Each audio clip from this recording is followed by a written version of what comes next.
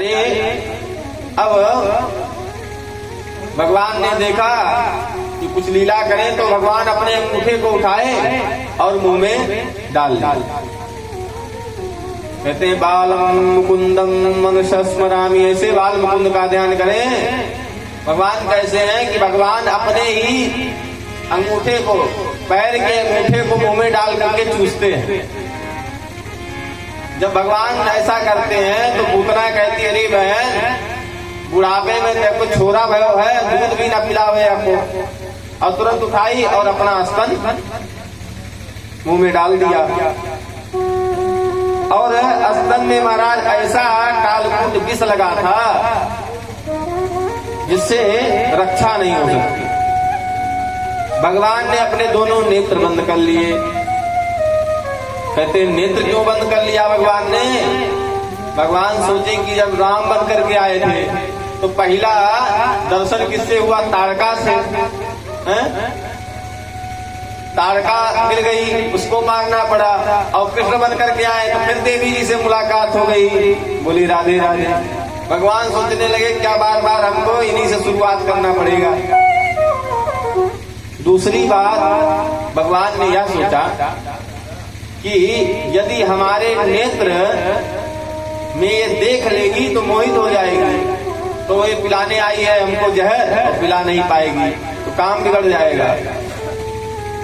और अगर ऐसा ना हो तो भी भगवान आंख बंद करके कहते हैं कि शंकर जी का ध्यान करें। क्यों शंकर जी का? शंकर जी को विष पीने का अभ्यास है। बोलिए राधे राधे। और विष पीने का अभ्यास क्यों है? क्योंकि भगवान शंकर भगवान का भजन करते हैं, और जो भजन करता है विष भी बचा जाता है। जैसे मीराबाई, आज की मीरा कलयुग की ही मीरा है, और उनको जहर दे दिया गया, और मीरा उसको काला काला जहर को गोविंद समझ करके पी गई। कहते हैं राणा ने विष दिया मानो अमृत पिया, राणा ने विष दिया मानो अमृत पिया, मीरा सरिता के सागर हमारे लगी, बैठ भक्तों के रंगी मोहन के रंग, बैठ भक्तों के रंगी मोहन के रंग, जब गोविंद गोपाल गाने लगे, हरि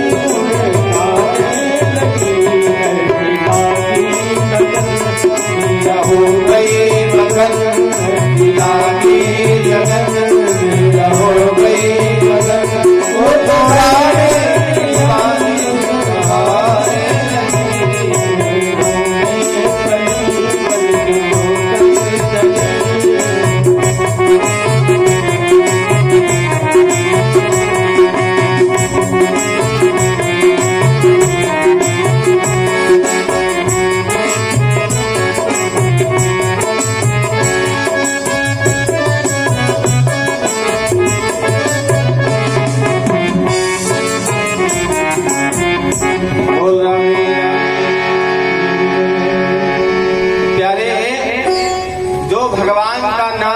करता है उसके ऊपर विष का भी प्रभाव नहीं होता है। शंकर जी को याद किए भगवान बाल मुकुंद, और कहने लगे प्रभु भोलेनाथ एक काम करिए कि ये दूध और विष दोनों पिलाने आई है, तो विष आप पी लीजिए और दूध हम पी लेंगे।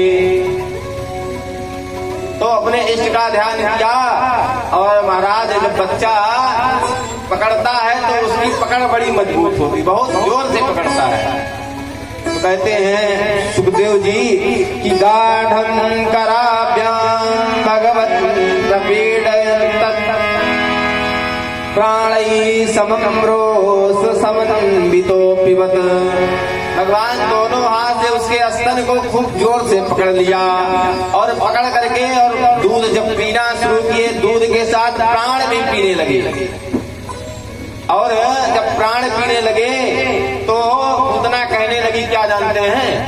पूतना जब किसी बच्चे को लगती थी तो झाड़ फूक होता था, तो लोग कहते थे मुच्यताम मुच्यताम, कि छोड़ो पूतना छोड़ दो। तो आज पूतना वही मंत्र कहने लगी। क्यों?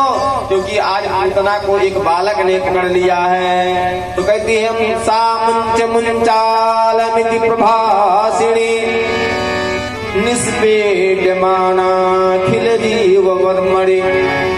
अरे हे बालक छोड़ दे मुझको, छोड़ दे, मुंच मुंचताम। लेकिन भगवान बाल कृष्णलाल कहते हैं कि हम जिसका हाथ एक बार पकड़ लें उसे हम फिर छोड़ते नहीं हैं। इस प्रकार जो है अब पूतना लेकर के भगवान को उड़ी। भैया बाह्य आडंबर जानते हैं, बनावटी पना कब तक रहता है? जब तक कोई संकट ना आवे। आप लीला तभी तक बनावटी बना कर सकते हैं जब तक आपके ऊपर कोई दुख ना हो। जैसे दुख आता सारा बनावटी गायब हो जाता है। अब जब प्राण पर बन आए तो पूतना जो सुंदर बन करके आई थी वो फिर विकराल रूप में हो गई और अपना रूप धारण कर लिया और रोने चिल्लाने लगी। लेकर के भगवान को उड़ गई आकाश मार्ग में। आकाश मार्ग में उड़ी और भगवान ने उसके प्राणों को पी लिया। पूतना गिरी और 6 योजन की पूतना है। गिरी तो कंस के बगीचे में जाकर के गिरी। कंस का बगीचा सारा नष्ट हो गया।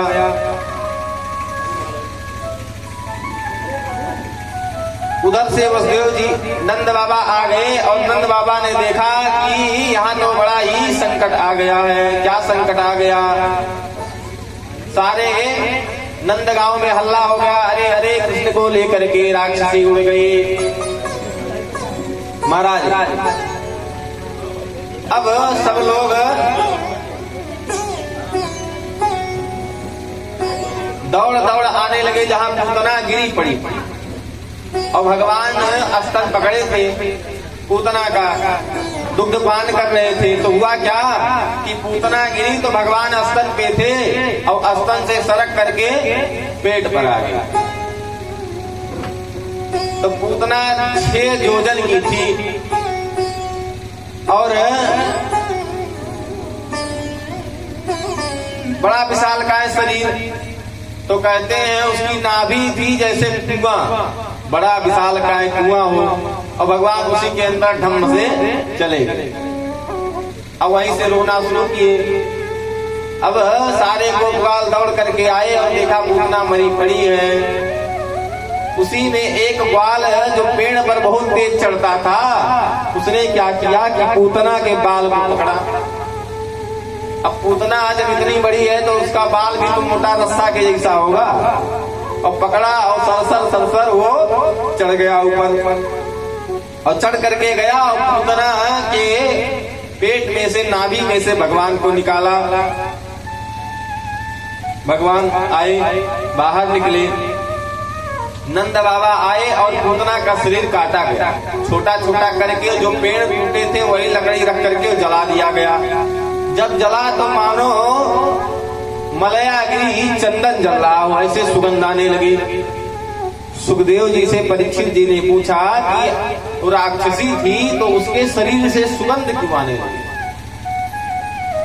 तब परीक्षित जी को बताते हैं सुखदेव जी कि महाराज ये पिछले जन्म में रत्नावली बलि की बहन थी। जब भगवान वामन को देखा तो इसको लगा कि हमारा पुत्र हो जाए, और जब भगवान ने छल लिया बलि को तो उसने सोचा कि ऐसे पुत्र को तो जहर मिला करके मार देना चाहिए। भगवान सबकी इच्छा पूरी करते हैं। वही पूतना आज भगवान को जब मारने आई तो भगवान ने भगवान से नाता जोड़ा और भगवान ने उसके नाते को मान लिया। नाता कौन जोड़ा कि माँ के समान अपने स्तन को पिलाया। तो अब माँ का जो पद था वो दे दिया। कहते हैं माँ के लिए भगवान ने जो लोक बना करके रखा था वैकुंठ में, वो लोक जो है पूतना को दे दिए। भगवान के समान दयालु दूसरा संसार में कौन है? सुखदेव जी लिखते हैं, और सुखदेव जी यही श्लोक सुन करके अपना तपस्या छोड़ करके जंगल से लौट आए थे। सुखदेव जी की कथा तो लगभग लोग जानते होंगे। सुखदेव जी कौन है? सुख एक तोते का बच्चा, जो भगवान शंकर जब अमर कथा सुना रहे थे तो अमर कथा सुन लिया। वो अंडा मृत अंडा था, जब कथा सुनाने लगे तो जीवित हो गया। जीवित हुआ, कथा सुना, शंकर जी मारने को दौड़े त्रिशूल लेकर के, तो व्यास की पत्नी थी, उन्हीं के मुख से अंदर प्रवेश कर गया। 12 साल तक जो है सुखदेव जी महाराज पेट में रहे। बाहर से व्यास जी बुलावे, बेटा पुत्र बाहर निकल आओ, तुम्हारी माँ को कष्ट हो रहा है। सुखदेव जी ने कहा, हम बाहर तब आएंगे पिताजी जब आप जाइए तपस्या करके भगवान से वरदान मांग कर आइए कि जब मैं बाहर आऊं तो भगवान की माया मुझे न सताए। सुखदेव जी बाहर आए वरदान मिलने के बाद, और जैसे बाहर आए अपने नाल को स्वयं तोड़ दिए, क्योंकि 12 साल का बच्चा पैदा होते फिर 12 साल का होगा। तोड़ करके रख लिए कंधे पर और चल दिए जंगल को। व्यास जी दौड़े पीछे पीछे, बुलाते बुलाते लौट करके नहीं आए। तब जब व्यास जी भागवत की कथा लिखे तो 2 श्लोक अपने शिष्यों को पढ़ाए और कहे जा करके जंगल में गाओ। एक में भगवान के रूप की महिमा और एक में भगवान की गुण। अच्छा भैया, जो बहुत सुंदर व्यक्ति हो, बहुत रूपवान हो, क्या उसके अंदर सुंदर गुण हो ये आवश्यक है? जरूरी है कि सुंदर व्यक्ति भी हो, उसका विचार भी सुंदर हो? नहीं। जैसे सोने के कलश में विष भरा हो, देखने से बाहर से बहुत सुंदर है, लेकिन अगर उसको कोई पी लेगा तो मर जाएगा। उसी प्रकार जरूरी नहीं है। तो जब पहला श्लोक सुना क्या कि भगवान कितने सुंदर हैं, तो कहते हैं कि एक बार सोचे कि चले ऐसे व्यक्ति का दर्शन करें, लेकिन फिर सोचे कि सुंदर है, स्वभाव पता नहीं कैसा है, जाए मिलने, न स्वभाव अच्छा हो। फिर तब दूसरा श्लोक जब सुने, दूसरा श्लोक ही यही है, कहते अहो बकीयम स्तन कालकूटम जिघांसया पायत प्रसादे ले रे गतिन्दातुचितं ततोन्यं कंबा दयालु शरणं व्रजेम। भगवान के जैसा दयालु संसार में दूसरा कौन होगा? हमको अगर आप और हमको कोई गाली दे दे और हम सुन ले तो हमारे मन में रोष उत्पन्न हो जाता है, और अगर कहीं मार दे 2-4 झापड़, उस समय अगर ना मार पाए तो हमेशा हृदय में रहेगा कि कब इससे बदला ले ले। और सोचिए मारने का कोई षड्यंत्र कर रहा हो तो उससे बचने की और उसको भी मारने का षड्यंत्र हम करेंगे। लेकिन जो भगवान को विष पिला रही है, भगवान उसको अपने माँ के समान उसकी पूजा कर रहे हैं, ऐसा दयालु और कौन होगा? ऐसे तो हमारे बाल मुकुंद गोविंद माधव ही हैं। अपने माँ के लिए जो यशोदा देवकी के लिए लोक बनाया था वो पूतना को दे दिया, पूतना उस लोक को चली गई। अब यशोदा मैया क्या करती हैं? यशोदा मैया ने देखा कि अब बालक के ऊपर कष्ट आया है और राक्षसी ने इसको छू लिया, अपवित्र हो गया, तो पवित्र कैसे करती है? वो जॉनसन्स बेबी साबुन नहीं लगाती हैं, क्या करती हैं? गोमूत्रेण स्नापयित्वा पुनः गोरज सार्वकम् रक्षां चक्षुष्य सकृता द्वादशंगे सुनामभिः। गोबर से और गौमूत्र से नहलाती, गोबर का 12 नाम लेकर के भगवान का टीका करती हैं और बढ़िया खूब हरार एक बाल्टी गौमूत्र से नहला देती। अब जब भगवान भीग गए पूरा तो सफाने के लिए फिर जल नहीं नहलाया, क्या करते हैं कि गोरज जो गाय के नीचे की धूल थी उसी धूल से खूब जो है धूल से भगवान को नहला दिया। और जब सारा धूल से गौमूत्र सूख गया तो फिर लेकर के कपड़ा और झाड़ दिया और भगवान श्याम सुंदर चमकने लगे। बोलिए राधे राधे। और यहाँ अब ऐसा कौन करता है? अब तो लोग गौमूत्र और गोबर को छूने से डरते हैं, कहते हैं इन्फेक्शन हो जाएगा, अगर गोबर छू लेंगे तो इन्फेक्शन हो जाएगा। लेकिन मैया तो यहाँ गोबर से गोमूत्र से नहलाने के बाद भी जॉनसन पाउडर नहीं लगाई, क्या लगाई? वही बढ़िया गाय का सुंदर सुंदर दूध और खूब लपेट दिया, उसके बाद झाड़ दिया, भगवान श्याम सुंदर चमकने लगे। कहते हैं इस प्रकार भगवान के नाम से ही भगवान को झाड़ा दिलाती हैं। और कहती मेरा लाला कितना कष्ट पाया। जब भगवान का जन्म हुआ तो कहते हैं कि छठी हो गई, बरई हो गई, तो श्री नंद बाबा ने 2 लाख गैयों का दान किया और 7 तिल के पहाड़ बना बना करके, अन्न के पहाड़, तिल के पहाड़ बना करके उसको वस्त्र और आभूषण से अलंकृत करके खूब ब्राह्मणों को दान किया। ब्राह्मण और जितने पौनी प्रजा थे सबको दान किया, पूरा खजाना खोल दिया। कहीं सोना बट रहा है, कहीं चांदी बट रहा है, कहीं हीरा बट रहा है, कहीं मोती बट रहा है। जितने नंद बाबा का भवन है बहुत दरवाजे हैं और अलग अलग दरवाजे पर अलग अलग चीज बन रही है। जो व्यक्ति चांदी की थाली पा गया वो लेकर के जा रहा था, तब तक दूसरा ग्वाल मिल गया उसे और वो सोने की थाली लिया था। उसने कहा अरे भैया ते सोने की थाली कहाँ पाए? उसने कहा भैया 4 नंबर गेट पर सोने का सामान मिल रहा है। चांदी की थाली वहीं फेंक दिया, सोने की लेने के लिए दौड़ पड़ा। सोने की थाली लेकर के आ रहा था, तब तक देखता है कि उधर से एक बढ़िया माणिक और मोतियों का हार जिसमें हीरे लगे हुए हैं पहन करके दूसरा ग्वाल दौड़ा आ रहा था नाचते हुए। उससे पूछा अरे भैया ये हार कहाँ से पाया? उसने कहा भैया 2 नंबर गेट पे हार बट रहा है। अब सोने की थाली कौन ले जाए, वहीं फेंका और हार लेने के लिए दौड़ पड़ा। महाराज खूब दान किया नंद बाबा ने।